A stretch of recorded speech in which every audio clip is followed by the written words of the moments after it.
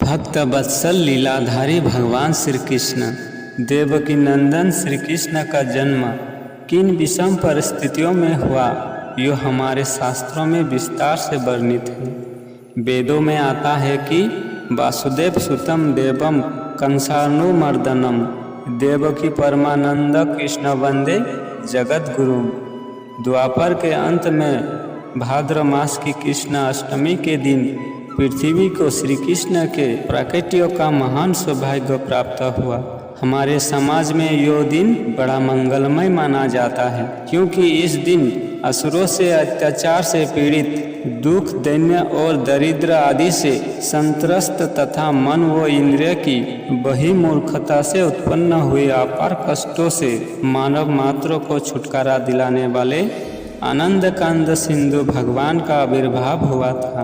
कर्म योगेश्वर भगवान श्री कृष्ण तथा अर्जुन का संवाद आज पूरे विश्व में श्रीमद् भागवत गीता ग्रंथ के रूप में सम्मानित है। उनके जीवन से सभी मनुष्यों प्रेरणा प्राप्त करते हैं। आज भी उनकी प्राचीन लीला गाथा का नवीनतम रूप से लोग याद करते हैं। मानव रूप में अवतरित होते हुए भी वे दिव्यता और अलौकिकता से परिपूर्ण थे। उनके जीवन की प्रत्येक घटना उनकी विशाल हृदय और महान उदारता की परिचायक है। बाल्यावस्था में उन्होंने अनेकों दैत्यों तथा असुरों प्रवृत्ति वाले व्यक्तियों का संहार किया। कर्म योगेश्वर भगवान श्री कृष्ण समता और मूर्तिमान विग्रह थे। उन्हें ना किसी से देश था न राग। धर्म संस्थापना के लिए वे अधर्म पक्ष का दलन करने के लिए संकल्पित थे। उन्होंने एक ओर अपने को शस्त्रहीन रखा था तो दूसरी ओर अपनी सारी नारायणी सेना दुर्योधन को दे दी थी। धर्मावलंबी पांडवों ने शस्त्रहीन श्री कृष्ण का चयन किया था। वहीं पर अज्ञानी दुर्योधन को श्री कृष्ण की इस नीति पर बहुत संतोष हुआ। इसमें कोई आश्चर्य नहीं है कि भगवान ने अपनी बाल्यावस्था में अनेक आश्चर्यजनक लीलाओं का प्रदर्शन किया, जैसे माखन की चोरी करना, माँ के द्वारा ओखोल में प्रेम बस बंध जाना, माँ के मुख में ही संपूर्ण ब्रह्मांड का दिखा देना, पूतना वध, काली नाग को बस में करना, गजराज को एक हाथ से उठाकर फेंकना आदि आदि। हर परिस्थितियों में वे आसक्ति रहित तथा समता परायण रहकर विरक्त कर्मयोगी की भांति भी कुशलतापूर्वक कार्य संचालन करते हुए सत्य मार्ग धर्म मार्ग पर अडिग रहे।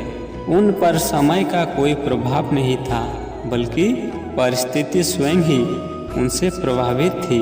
सुख दुख, मान अपमान, हानि लाभ और यश अपयश का उनके हृदय में कोई ख्याल नहीं रहता था, सदैव संभाव में ही रहते थे। यही कारण था कि भयंकर से भयंकर परिस्थिति में भी वे कभी विचलित नहीं हुए।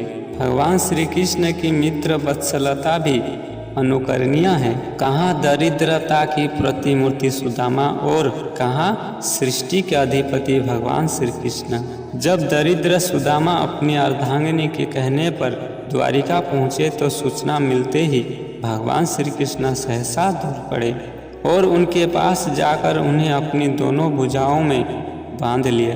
भगवान के कमल के समान कोमल नेत्रों से प्रेम के आंसू बह निकले। सुदामा को अपने रत्न जड़ित सिंहासन पर बिठाया। जो सबको पवित्र करने वाले करुणा निधान हैं, वे स्वयं अपने कर कमलों द्वारा दरिद्र सुदामा के फटे पांव पखार कर उनका चरणोदक अपने सिर पर धारण करते हैं। उनके शरीर में चंदन, अर्गजा, केसर आदि दिव्य गंधों का लेपन किया। यह है विष्णु अवतार भगवान श्री कृष्ण की उदारता, प्रेम व मित्र वत्सलता। श्री कृष्ण धर्म के प्राण स्वरूप थे।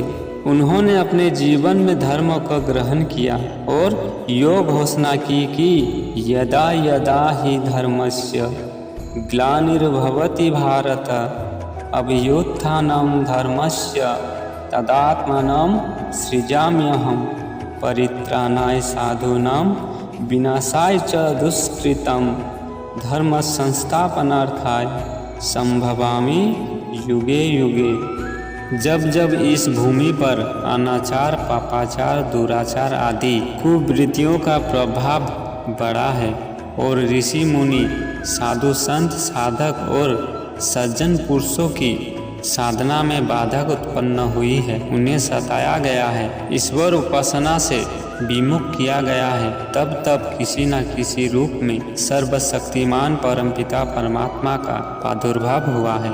अर्थात जब जब धर्म की हानि और अधर्म की वृद्धि होती है, तब तब ही मैं अपनी योग माया के द्वारा प्रकट होता हूँ, साधु संतों का उद्धार करने के लिए और दुष्ट कर्म करने वालों का नाश करने के लिए तथा धर्म की स्थापना करने के लिए हर युग में प्रकट होता हूँ। दोस्तों, इस तरह की वीडियो प्राप्त करना चाहते हैं तो हमारे चैनल को सब्सक्राइब कीजिए और वीडियो को लाइक कीजिए। धन्यवाद।